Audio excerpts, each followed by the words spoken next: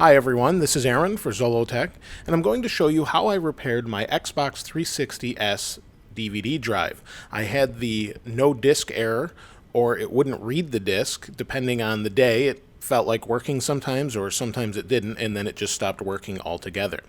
This guide assumes that you've already taken apart your Xbox 360 down to the point where you can remove the DVD drive. If you've done that, great, this should help you out. If you haven't, you can do it at a later time, or watch the video on how I take apart the Xbox 360S. I don't cover every single scenario as far as what you can do to fix your DVD drive, but I do cover what I did, which was actually a couple different steps.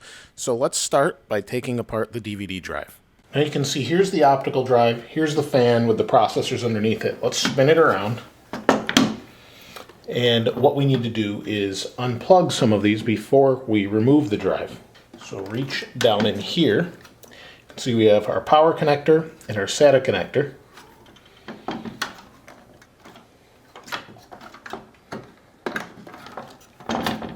And the drive just comes right out. This is the drive itself. You can replace it at this point, or you can repair it, like I'm going to try to do.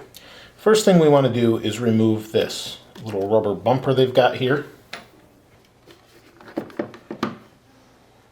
We've got 4 Phillips head screws.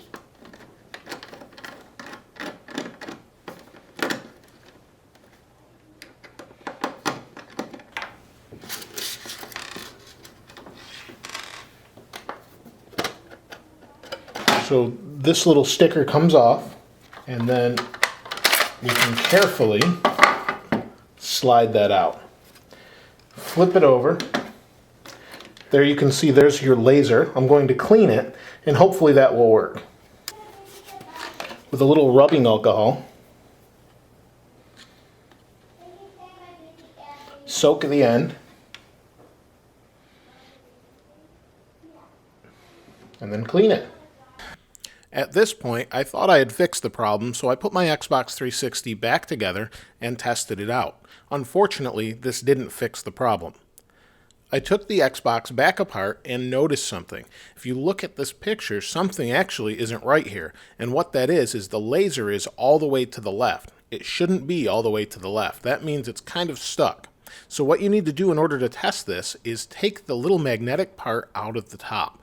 So take the stickers off, take the little top off, and then you'll get to the little plastic disc under there. Pull that out, and what you'll be able to do is test the disc in the drive while the 360 is partially together. Just be careful when you're doing this so that you don't damage anything or zap yourself. Don't touch any electronic components once you plug this in. You can see it magnetically adheres right to the top. The way to fix the laser being all the way to the left like this is to gently shove it back in the other direction. It's not the most elegant solution, but it will repair it. Just be very careful when you do it. What you'll notice is it slides on these rails, and you can see I've shoved it all the way towards the little spindle wheel in the middle, and that's kind of where it should be, somewhere in that range. But what I did notice that was causing all of this problem to begin with was dust. Now it's very hard to see, and if you rub your finger on those rails, what I found was this little tiny dust bunny that was there.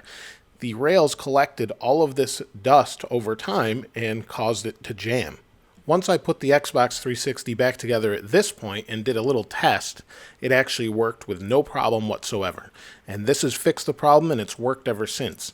There are a couple other things like tweaking the laser power and things like that, but I really wouldn't touch that unless you really know what you're doing. Otherwise, that's pretty much it. If you have any questions or comments, or even maybe some suggestions of what you did to fix your Xbox 360's DVD drive, or maybe the Xbox 360 itself, please place those in the comments below.